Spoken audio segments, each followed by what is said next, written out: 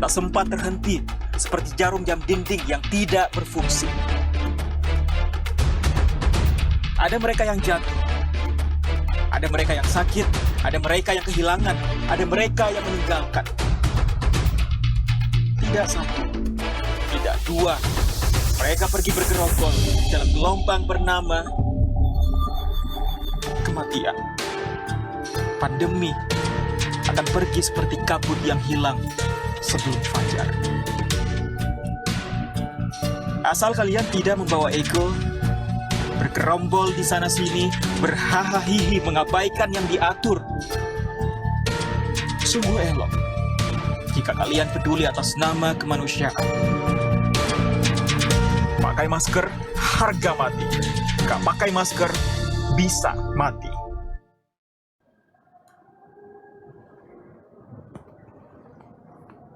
Assalamualaikum warahmatullahi wabarakatuh. Selamat sore, salam sejahtera untuk kita semuanya.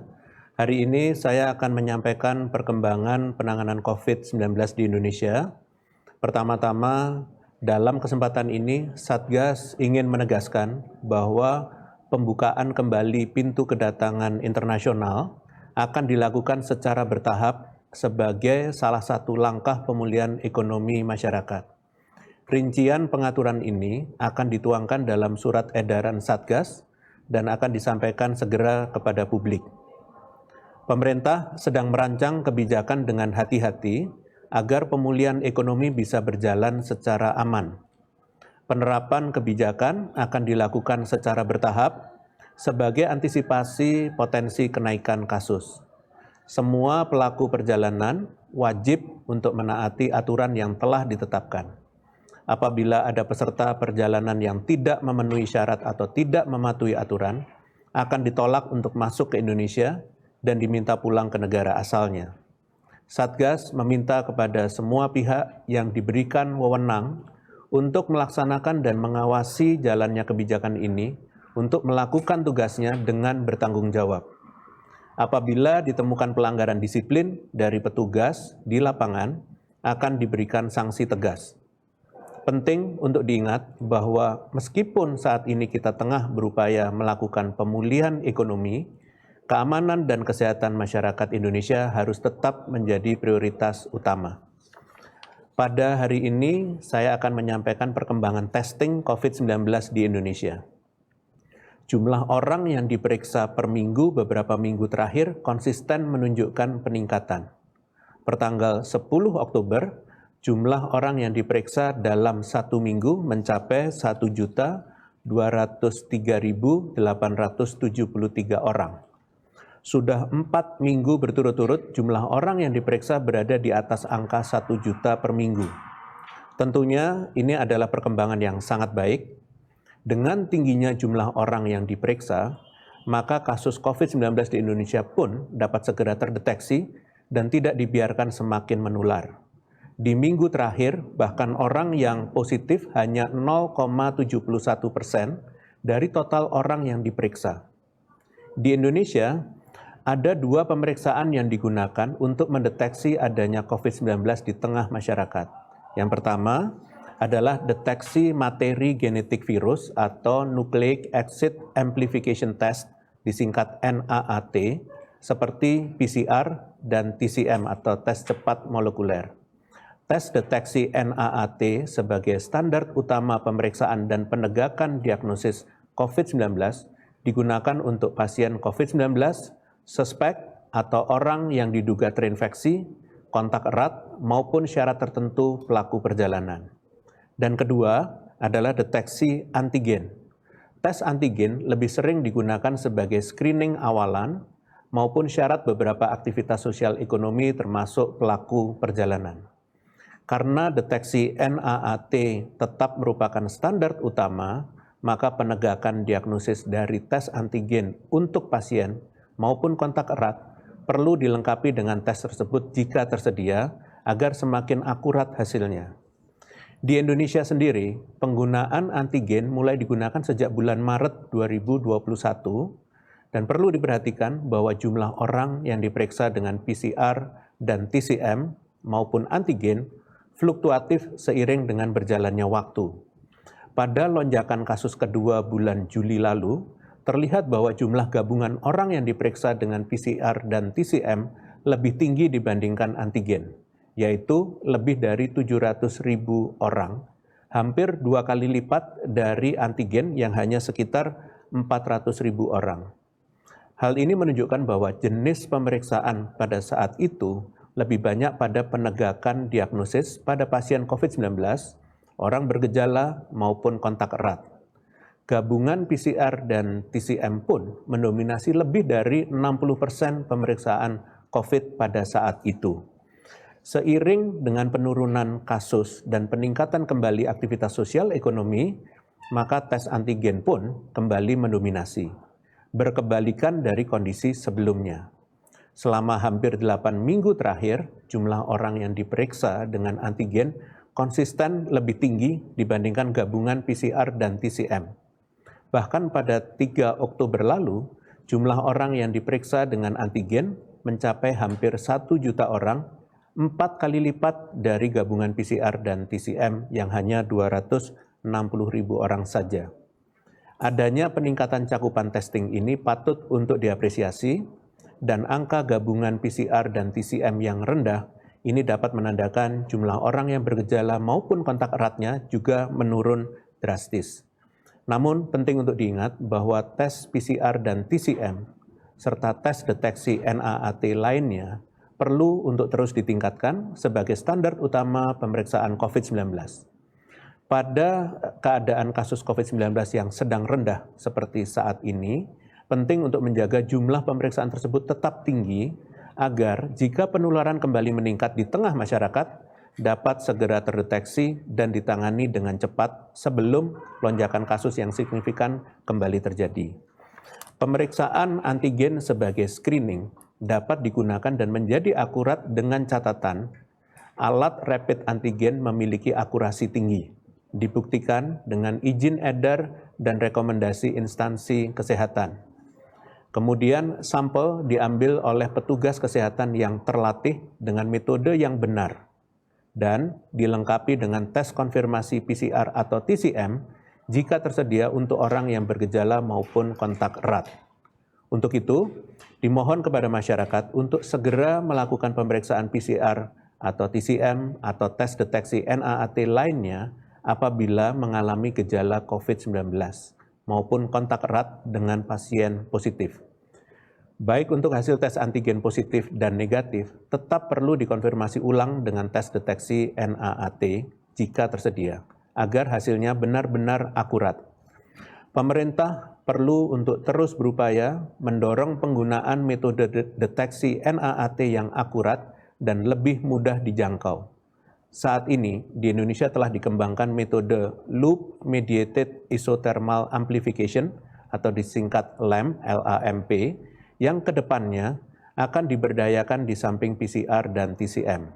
Sedangkan di berbagai negara lain, terdapat beberapa jenis tes deteksi NAAT yang secara resmi digunakan, seperti Nicking Endonuclease Amplification Reaction atau NEAR, kemudian berikutnya adalah Transcription Mediated Amplification atau TMA, kemudian berikutnya lagi adalah Helicase Dependent Amplification atau HDA, dan berikutnya lagi adalah Clustered Regularly Interspaced Short Palindromic Repeats atau CRISP, dan Strand Displacement Amplification atau SDA.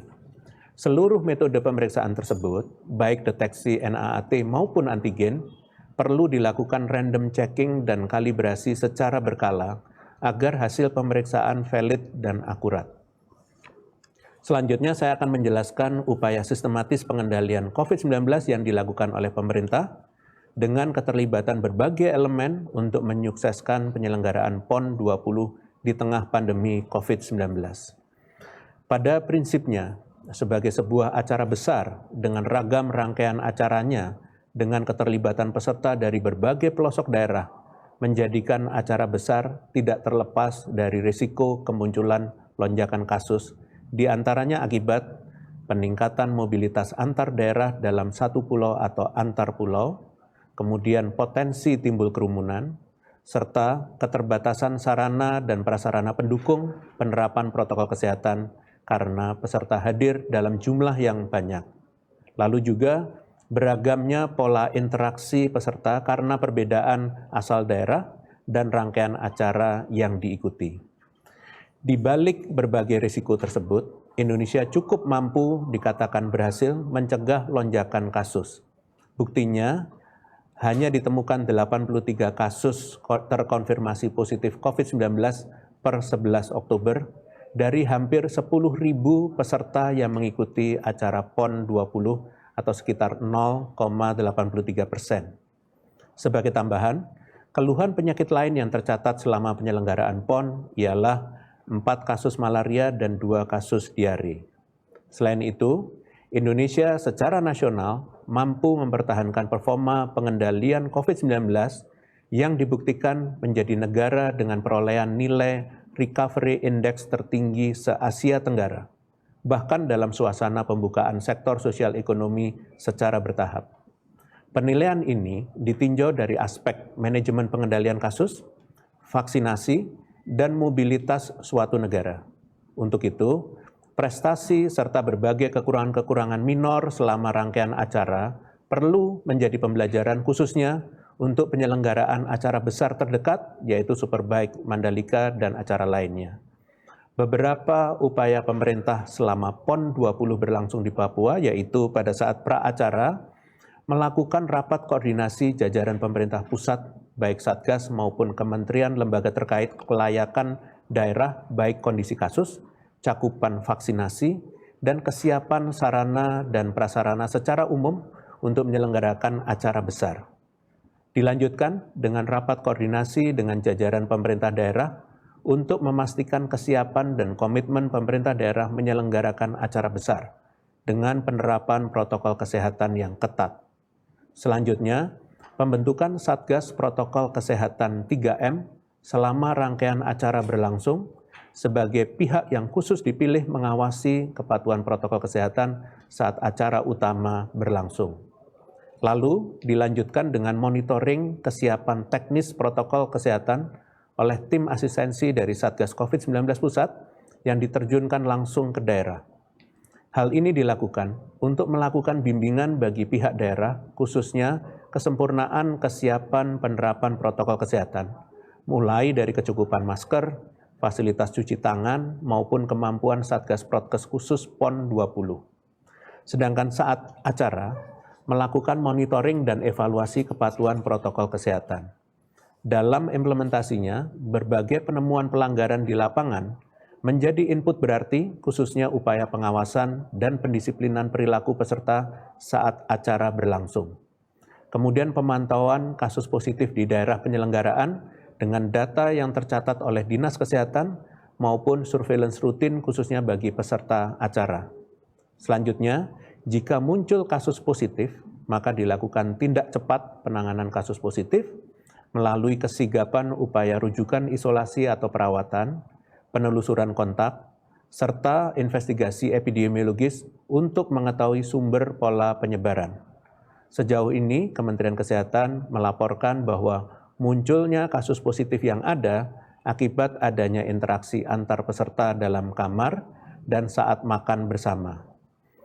Dan atlet juga sebagian menjadi penonton dan kadang-kadang pada saat selebrasi tidak taat protokol kesehatan. Terakhir ialah pemantauan peserta yang telah menyelesaikan kegiatannya di tengah acara saat kepulangan.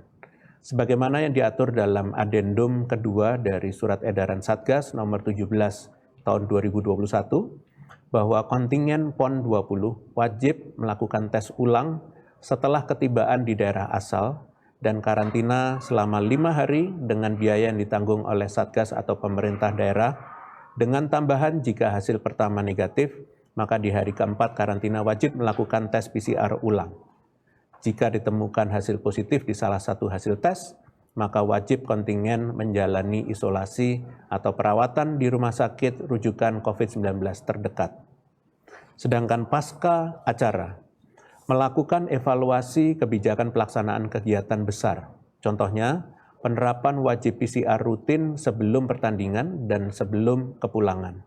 wajib menyediakan fasilitas karantina khusus bagi kontak erat, dan evaluasi kepadatan akomodasi dan perilaku di luar acara pokok. Dari pengalaman kita selama penyelenggaraan PON 20, kita dapat belajar bahwa perencanaan matang merupakan hal yang paling krusial dalam penyelenggaraan acara besar di tengah badai COVID-19. Selain itu, evaluasi yang diikuti dan dilakukan setelah penyelenggaraan PON 20 dapat kita gunakan sebagai landasan persiapan penyelenggaraan acara di masa depan. Hasil evaluasi ini dapat dimanfaatkan tidak terbatas untuk penyelenggaraan acara olahraga, namun acara-acara lain yang melibatkan banyak orang demi memastikan kegiatan tersebut dapat berlangsung lancar dan aman COVID-19. Pemerintah menyadari bahwa keterbatasan dalam penyelenggaraan PON 20 perlu disampaikan kepada masyarakat secara transparan dengan tujuan menjadi penyemangat bersama untuk melakukan upaya pencegahan yang lebih baik, kepatuhan protokol kesehatan kolektif yang lebih tinggi, dan soliditas berbagai elemen dalam pengendalian COVID-19. Terakhir, saya ingatkan bahwa tugas kita saat ini telah beralih dari hanya sekedar mencapai kondisi kasus yang terkendali kepada mempertahankan kondisi kasus yang sudah terkendali. Mari kita sambut hasil hari penutupan PON ke-20 pada tanggal 15 Oktober mendatang dengan penuh syukur, sukacita, dan refleksi diri. Tidak lupa saya ucapkan apresiasi sebesar-besarnya bagi para kontingen, pemerintah daerah, dan masyarakat Papua yang mampu menjalankan kegiatan dengan sportivitas dan kehati-hatian yang tinggi. Ini adalah bukti kesuksesan karena ketahanan rakyat Indonesia beradaptasi di tengah kondisi serba sulit melalui upaya kerjasama antar elemen sebagai cerminan karakter bangsa, yaitu gotong royong. Sebelum menutup konferensi pers hari ini, berikut adalah beberapa informasi tambahan terkait COVID-19 di Indonesia. Pertama, terkait dengan aplikasi Peduli Lindungi, Kementerian Kesehatan meluncurkan integrasi QR Code Peduli Lindungi pada lebih dari 50 aplikasi mitra untuk memudahkan masyarakat dalam mengakses manfaat aplikasi tersebut. Menyusul integrasi tersebut, pemerintah juga memprioritaskan sistem keamanan data pribadi yang disimpan dalam aplikasi mitra. Satgas menyampaikan terima kasih kepada para mitra yang berperan dalam usaha bersama menjangkau lebih banyak masyarakat. Hal ini sekali lagi membuktikan kemampuan kolaborasi kita sebagai bagian dari masyarakat untuk sama-sama melakukan usaha terbaik dalam melawan COVID-19. Yang kedua, pada tanggal 8 Oktober 2021, Indonesia menerima kedatangan vaksin COVID-19 tahap ke-86, yakni sebanyak 245.440 dosis vaksin AstraZeneca. Ini merupakan kiriman kedua vaksin COVID-19 dari pemerintah Inggris. Dengan kedatangan vaksin ini, jumlah vaksin COVID-19 yang sudah diterima Indonesia menjadi 278.527.220 dosis, baik dalam bentuk bahan baku atau bulk dan vaksin jadi. Pemerintah berharap vaksin yang telah diterima dapat dimanfaatkan dengan maksimal, sehingga masyarakat dapat beraktivitas dengan produktif dan aman COVID. Terakhir, Badan POM Republik Indonesia telah resmi memberikan EUA kepada vaksin Civivax. Vaksin Civivax merupakan vaksin COVID-19 ke-10 yang mendapatkan EUA dari Badan POM Republik Indonesia dengan pemegang izinnya adalah PT Jakarta Biopharmaceutical Industry atau JBIO.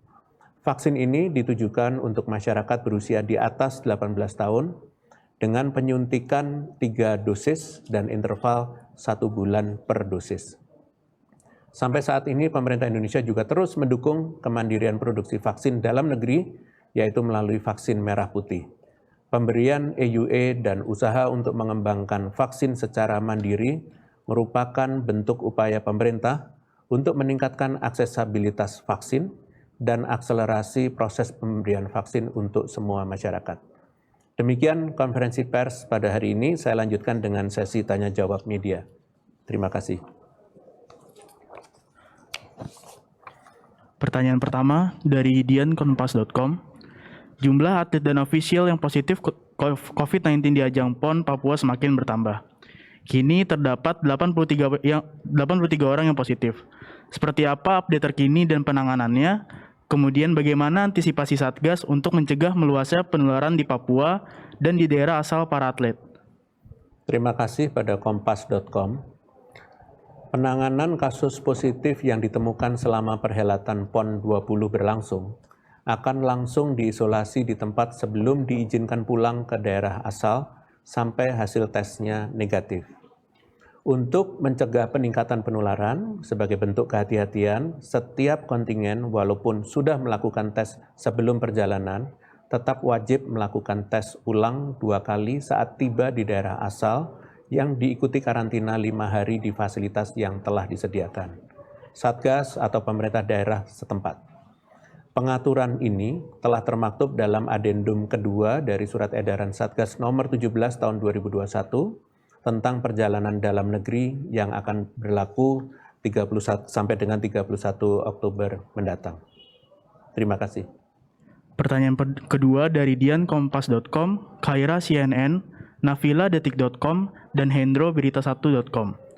Pemerintah menyebut terdapat 18 negara yang diperbolehkan masuk ke Indonesia melalui jalur penerbangan udara ke Bali yang dibuka 14 Oktober 2021. Menurut pemerintah, daftar 18 negara tersebut akan dicantumkan ke dalam SE Satgas. Izin, apakah saat ini sudah ada SE-nya, Prof? Negara mana saja yang masuk ke dalam 18 negara tersebut? Baik, terima kasih kompas.com, CNN, detik.com, dan berita1.com. Perlu menjadi informasi bersama bahwa pembukaan kedatangan internasional oleh Indonesia akan dilakukan dengan hati-hati, salah satunya dengan penetapan syarat asal kedatangan. Penetapan 18 negara, yaitu beberapa negara level 1 dengan risiko rendah, yaitu negara dengan jumlah kasus konfirmasi kurang dari 20 per 100.000 penduduk, dengan positivity rate kurang dari 5%, dan beberapa negara lain level 2 atau disebut risiko sedang adalah negara dengan jumlah kasus konfirmasi antara 20 sampai dengan 50 per 100.000 penduduk dengan positivity rate kurang dari 5%, didapatkan dari pedoman asesmen oleh WHO, yaitu melihat laju penularan dan kapasitas sistem kesehatan sebuah negara. Rincian daftar negara nantinya akan diatur dalam pembaruan surat edaran Satgas yang akan dirilis segera.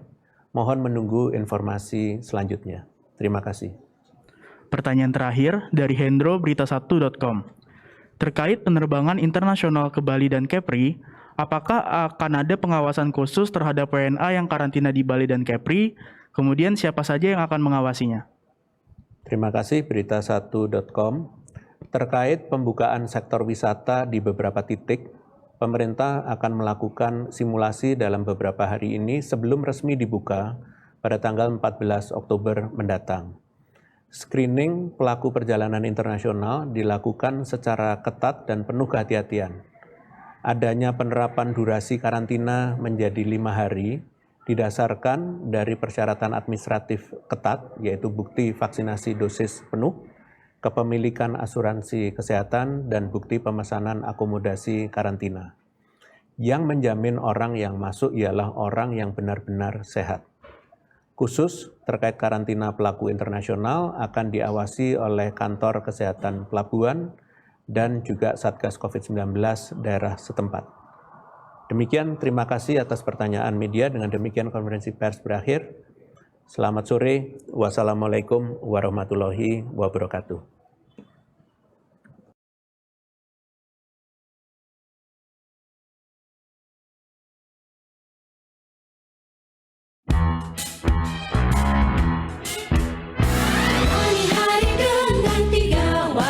Wajib iman, wajib aman, wajib imun.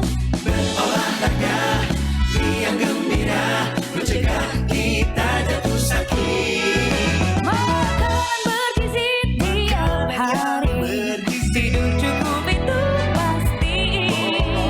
Dan jangan panik, berdoa tiada henti.